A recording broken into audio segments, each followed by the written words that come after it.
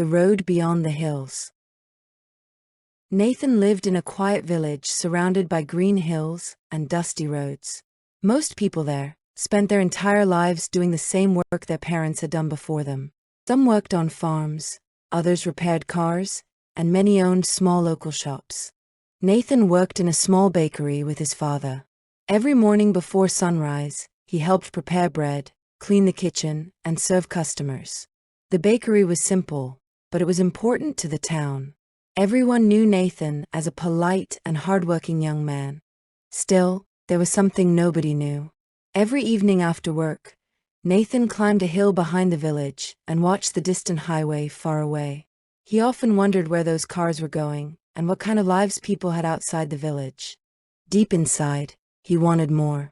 Not because he hated his home, but because he wanted to discover his own path in life.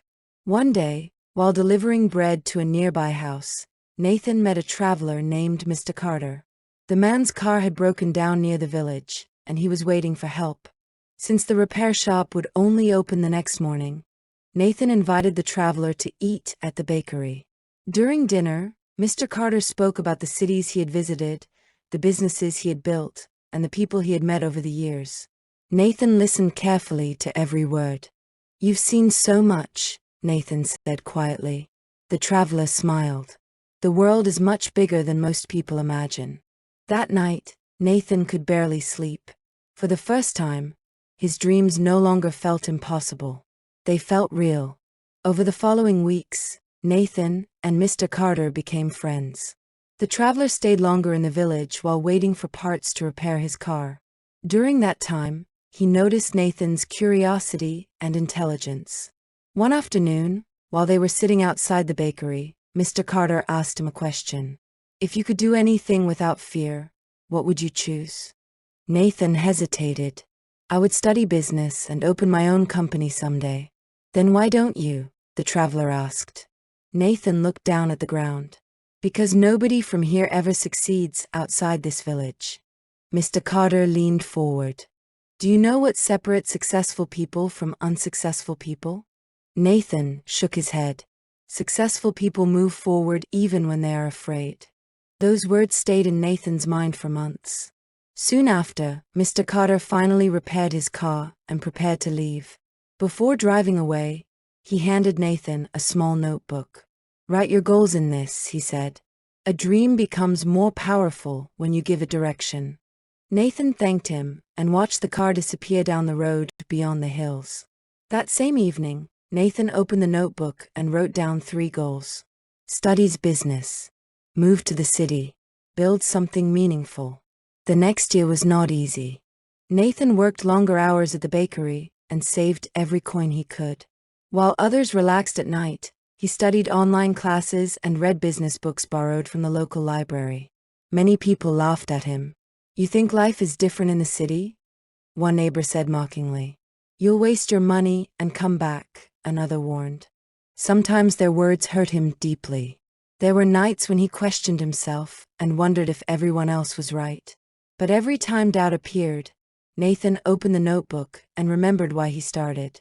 Finally, after many months of saving and planning, he left the village with 1 suitcase and a small backpack. The city was overwhelming at first. The buildings were enormous, the streets were crowded, and life moved faster than anything he had ever known. Nathan rented a tiny apartment and worked during the day unloading trucks at a warehouse while studying business management at night. There were difficult moments.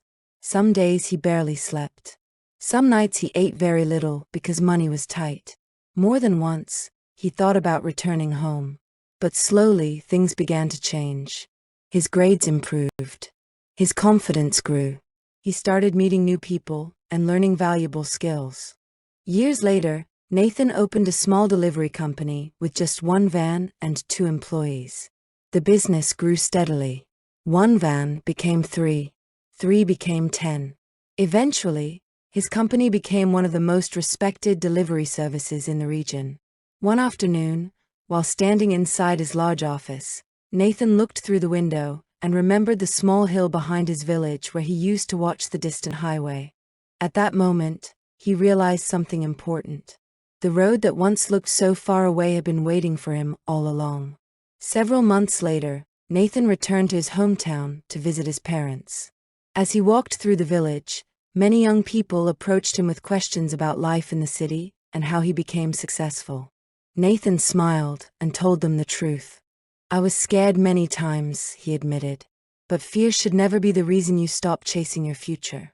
The young people listened carefully. For the first time, they started believing that maybe their dreams were possible too. Moral: your future changes the moment you stop letting fear control your decisions.